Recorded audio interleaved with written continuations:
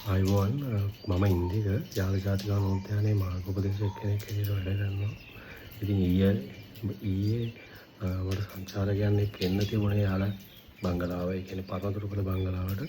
ඉතින් ඊයේ මට හරි අමතක නොවන සිදුවීමක් වුණා.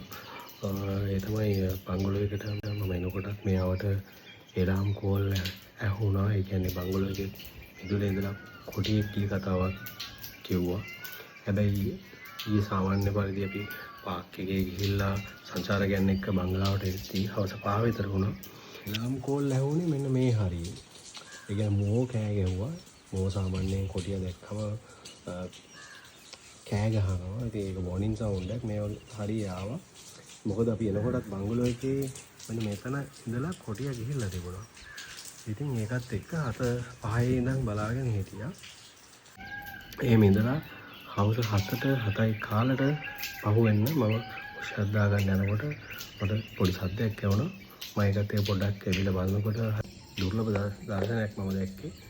සාමාන්‍යයෙන් මේ තරම් ක්ලෝස් පැන්තරපාඩුස් කොටියා ශ්‍රී ලංකන් ලෙපර්ඩ් හඳුන්වන්නේ අපි. ඉතින් කොටියේ ඒ වගේ ක්ලෝස් මිනිසුන් ගැවසෙන සංචාරක නිවාසයක් ආවට එහෙම දැකපු අවස්ථා අඩුයි තිබුණා. ඉතින්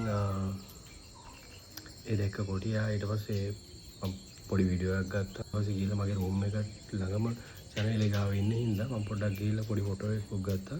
හැබැයි මම දැක්කා සින්ක් එකේ බටින් එළියට එන වතුර මේ දවස්වල හොඳටම පායනවා. ඒකත් එක්ක වතුර බොන ගමන් එයා හිටියේ. ඉතින් කිසිම කරදරයක් මම කරන්නේ නැතුව මගේ පැත්තෙන් සාමාන්‍ය විදිහට මම පොඩි ෆොටෝ එකක් පොඩි වීඩියෝ එකක් ගත්තා. ඉතින් මම ඒක YouTube එකට දාන්න හේතුණා. මොකද මේක ඇත්තටම හරි දුර්ලභ සිදුවීමක් නිසා.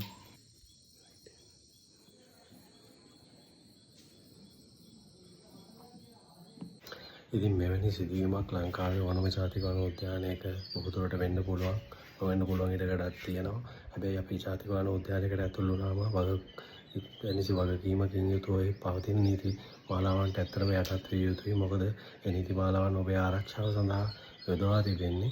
ඉතින් මේ අමතක නොවන සිදුවීම හරහා මම බලාපොරොත්තු වෙන්නේ ඇත්තටම මේ සම්බන්ධව කිසිම අදහසක් නැති කෙනෙක් ඊයේ මොහොතේ ඒ අසලේ හිටියා නම් ඇත්තටම අනතුරක් වෙන්න තිබ්බා. ඉතින් මම මූලිකවම ඔයගොල්ලන්ට ලබා දෙන්න බලාපොරොත්තු වුණ පණිවිඩය ඒක. ජය